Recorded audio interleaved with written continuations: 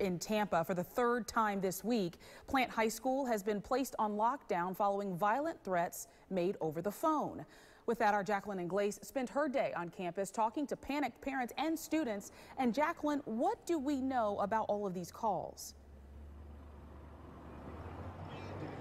Well, Laura, these calls are being taken so seriously that now the FBI is investigating. We know that the first call that was placed on Monday was placed to administrators at the school. Now, the two recent calls, one on Wednesday, the one this morning, those were placed to TPD. And tonight, those calls, all three of them being described as violent in nature and threatening. Now, we have parents, students, and administrators, as well as district school leaders, sharing in the same frustration tonight, calling all three of these hoaxes disruptive to not only disruptive to learning, but a drain on resources.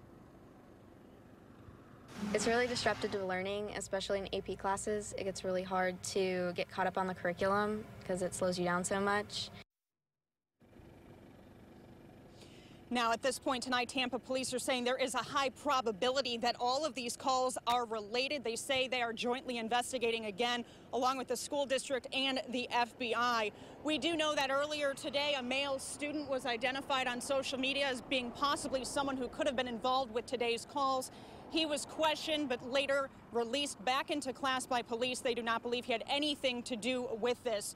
Now, coming up at 5, you're going to want to stay with us. We're going to take an in-depth look at why it is so hard for police to trace these phone calls. And Laura, I'm going to tell you, this is not just as simple as checking a caller ID.